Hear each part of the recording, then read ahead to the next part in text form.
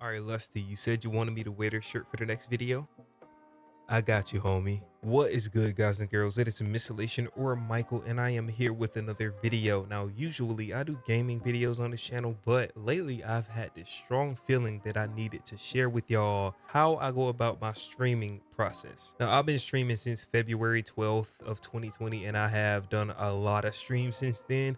So I believe that I am very polished and knowledgeable when it comes to streaming setups and stuff like that. So if you want to see some more in the future, you know, maybe going over the explicit details of the certain things I do to get my stream looking top-notch quality, be sure to slap that like button, comment below, and yeah, if you want to come see how high quality my stream is, I stream at twitch.tv/Missylation Sundays, Mondays, Wednesdays, and Fridays. Don't be shy, pop by and press the follow button. And we're gonna swoop over and teach you the basics of learning how to stream from OBS to Twitch. That could have sounded a lot better, but you get my point. Okay, what you're gonna want to do first is ignore 2B in the background licking the lollipop and open up OBS. Now, I am using OBS Studio, but a different version of it. It's called OBS Live/Stream Element. It is actually pretty much just OBS Studio embedded with a lot of useful tools that you could use in the future. I highly prefer using this over Slob/Streamlabs. I started off with Streamlabs, but wasn't satisfied with it. It took a big taxing on my CPU and a lot of other stuff that I can dive into another video. So if you want me to tell you why I prefer OBS Live/Stream Elements over Slobs, let me know. Leave a like, comment, tell me right now. But since we're dealing with the base version of OBS pretty much, we're gonna get down to the basics. First of all, you wanna go to settings, of course. I know a lot of people first go to the stream thing, but we need to go to audio first. Right now, you need to choose where your desktop audio is gonna come from. I'm using Voicemeeter. It's very complicated. I don't even understand it completely, so we're not going to dive into that. Right now, you just need to choose where your main source of audio is going to come from, whether that's your game or videos you're reacting to. Usually it'll be default or in your speakers, but for me, since I'm using a different program to split my audio to different sources, it's going to be a Voicemeeter input, but for you it'll probably be speakers or your headphones or something like that. Next, you need to choose your microphone. Again, I have a lot of other settings because I have a lot of equipment, so you're going to probably be on a default or just the name of your mic or your headset or whatever you're using to talk in, you're going to put it there. Once you put it there, everything is automatically going to show up down here and you'll get to tweak these settings. You know, there's so much to go into. I'm not going to get into the specific settings, but just make sure that your mic is heard. You should be able to pass that green bar going into the yellow right there, but anything above the red, that's terrible. But you know, we gonna get into that later in another video if you want me to.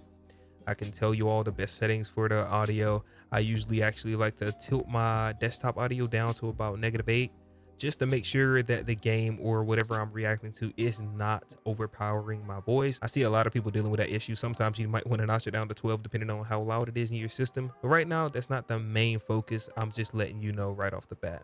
Now, I know you're here for the streaming settings themselves, so let's get started on that. First of all, you want to make sure that your base canvas resolution is the aspect ratio of your monitor. If you have a 1080p monitor, choose 1080p, 1440p monitor, choose 1440p, and so on and so forth. Now, for streaming, you can stream in 1080p, but I highly recommend that you do not, because when you get down to the bitrate and such, it's not going to look the best that it can. 1080p does sound amazing on paper, and if you have the ability to stream at 1080p with a bunch of bitrate on Twitch, then sure, go for it, but you most likely don't yet. That's for the partners and all those people like that. So you're going to want to stream at 720. It's going to look the best. I'll teach you how to adjust your settings for it to look the best. Downscale filter, you can choose this one, I don't know how to pronounce, or bicubic. If your PC is a bit dated or if you're not really too positive on if it'll run high settings, then go for bicubic. Bicubic actually looks really good. Some people bounce between these two. I bounce between these two myself. I'm not too picky on them. They're not like too big of a difference, but whichever you feel. This is going to be sharper, this is going to be less sharper, but both of them look quite well. And sometimes bicubic can pull it off better than this one. So it's up to you. Automatically, when we get to the FPS values, I usually just stream at 60 frames per second because I cannot stand anything below that.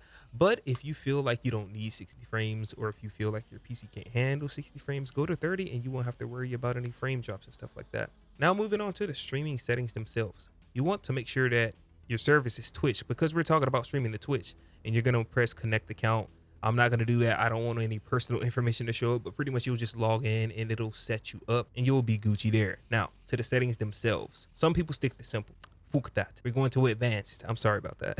Now the audio tracks for streaming, You don't need nothing else but one. Okay, so what these audio tracks do, I'm gonna explain it real fast. Okay, so let's say if I wanted to separate my mic audio from my desktop audio, what if I wanted them on different tracks so that I can edit them? And if I wanted to remove any like cough, sneezes, or anything like that, I wouldn't be removing sound from the game or what I'm reacting to.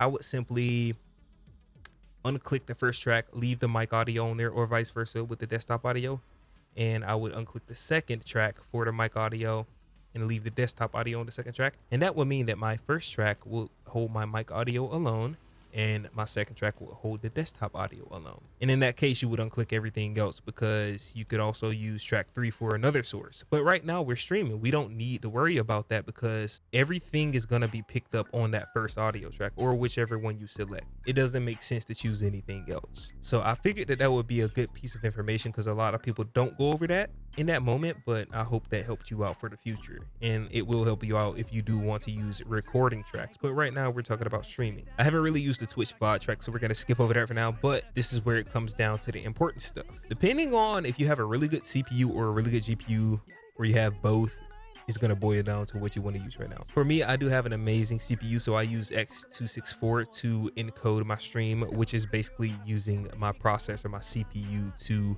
get that stream out to y'all on Twitch. And I'll show you the settings that I use personally for my CPU, and then I'll show you the NVENC encoder, which would be using my NVIDIA GPU. So first, I typically use X264. I go over to CBR because that's the best option for you to use on Twitch. I don't think anything else would be very viable without making things a big mess. So since I stream at 720p, I typically put anywhere from 4,500 to 6,000 as my bitrate. But lately I have realized that since I am not a partner, I don't have quality options all the time. Sometimes Twitch doesn't offer me quality options to turn my stream from 720 to 480.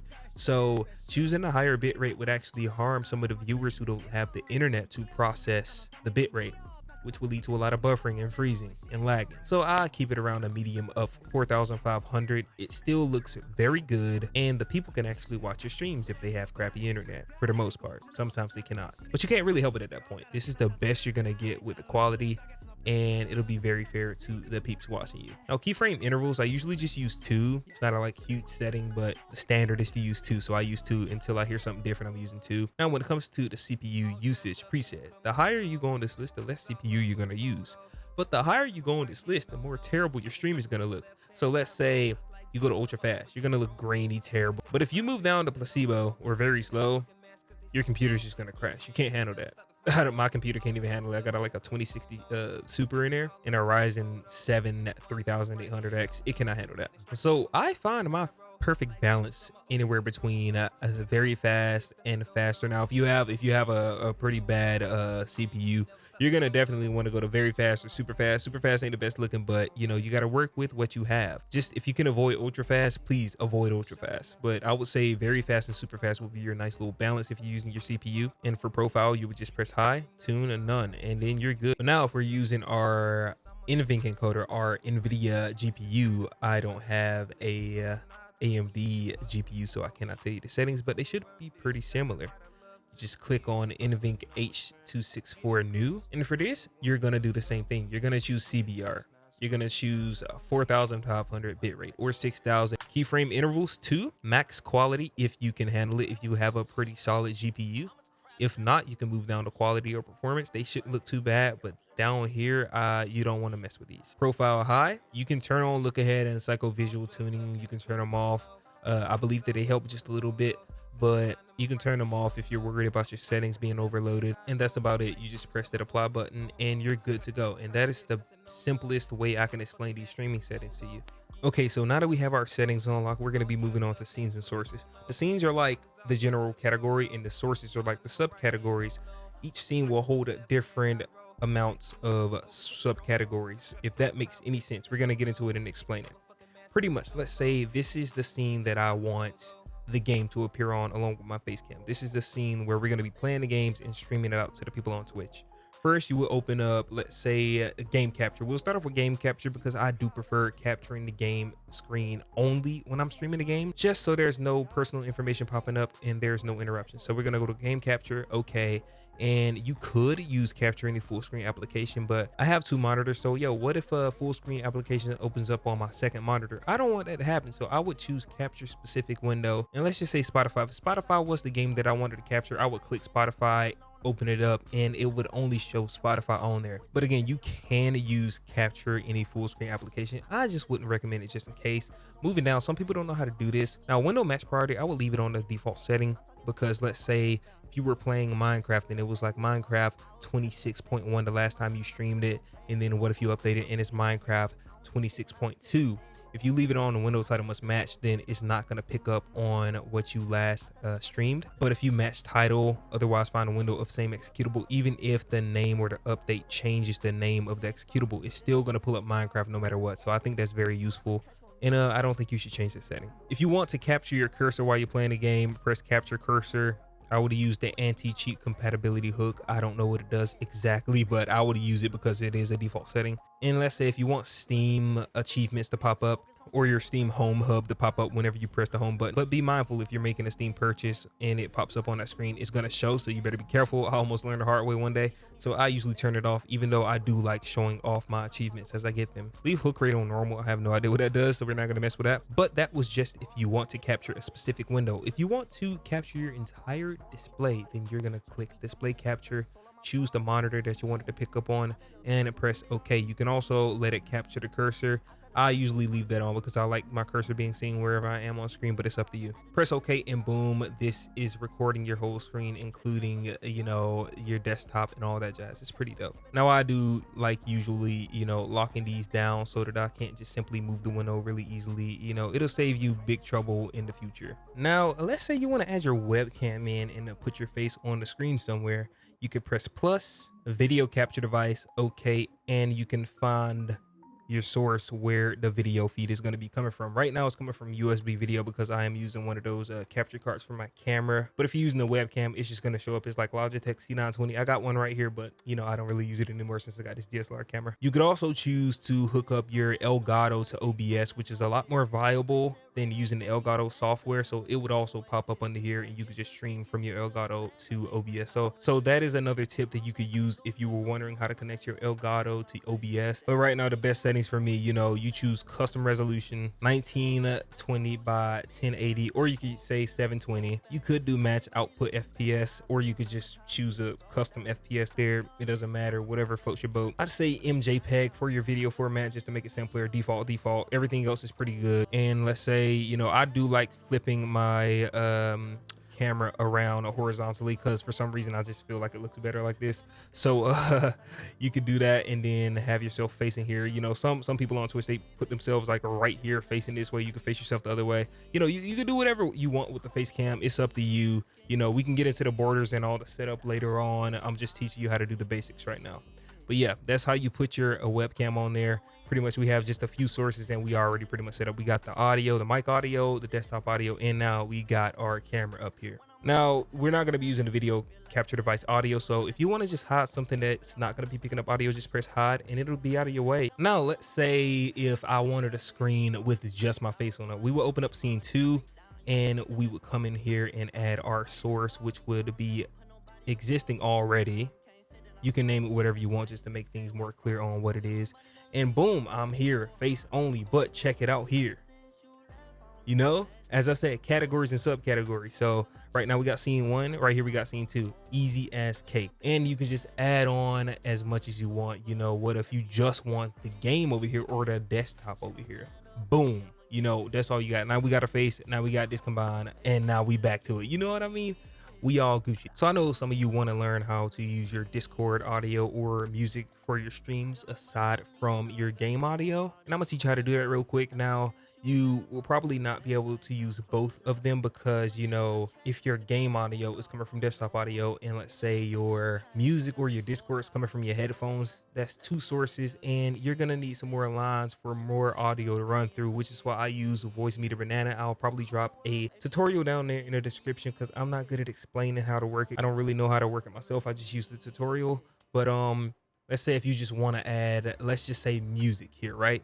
What you would do is you would go to audio output capture, or if you want to use Discord, you would just go here, let's say Spotify, right? You check to see where your Spotify audio is coming from. Right now, for me, it is coming through my voice meter aux input. For you, it could be coming from your headphones or your speakers. So you would go there, copy the same exact setting, voice meter aux input for me, and it would open up right here. And then what do you know? You're playing your Spotify music through OBS away from your desktop audio. Again, you could do the same thing with Discord, but if you want to use both of them, you're going to need Voice Meter Banana. I'm going to again drop a tutorial in the description so you can learn how to use it, and you know, you can split as much audio as you want. But yeah, just a little tip, you can group some of these up. So you can say screens here. You can rename some of this stuff. Let me say camera. You can move your screens above your audio just to get it out of the way and close it down. Everything is really simple when you look into it. You just have to give yourself enough time to learn. So I believe that I covered everything. From here on out, let's just say you wanted to stream, you would simply click start streaming and you would go live. So yep, that was about it. I hope you understood completely what I was trying to get across, because I was not sure I was doing a good job. But if you did and I helped you out, be sure to press that like button. Let me know in the comments, you know, if you want to see some more of these tutorial videos. I got a whole bunch. I can teach you how to get your layout for your stream looking good, get some fresh eye candy on your stream, you know what I'm saying? Overall, you know, I do a lot of gaming videos, but I just felt like I needed to help some people out. Had some people coming to me asking me some questions like, yo, how'd you get your stream looking so good? How'd you get set up? And you know, I don't think that some of these tutorials on YouTube do such a good job at explaining it. We got some really good ones, and then you got some really sketchy ones that don't really get into detail on certain things. So kind of use that as my excuse to make this video and try to get some help out there, because I do like teaching people things. I love helping people. So, you know, I hope that I left a good mark on y'all with this one. Again, if y'all want to see more, leave me a like, let me know in the comments. Consider joining the Super King by pressing that subscribe button. Slide over to that Twitch so you can watch me when I go live. You know, on the channel, I am on the road to 1,000 subs. I got a good special coming when we hit it. And over on Twitch, I'm on the road to 500. And when we get to 500 on Twitch, I'm probably going to end up playing a horror game that I never, ever want to play in my life. And, you know, y'all will be forcing my hand to play it if we do get to 500. So consider following me over there if you want to see me terrified. I'm probably crying and pausing the game every 5 minutes. Yeah, I think I've talked y'all ears off enough. You want to get your ears talked off some more, be sure to join the Discord. That was about it for me. I appreciate y'all watching, and I will catch y'all in the next video. Sayonara. I love this shirt so much. About this fucking ice cold world that we in, heart full of all this hate. Fuck they lemonade. I like sipping 80 proof straight when on chase. I like sipping 80 proof. Pull that shit up till I black out, then I tell the truth. Fuck these runners and these stunners.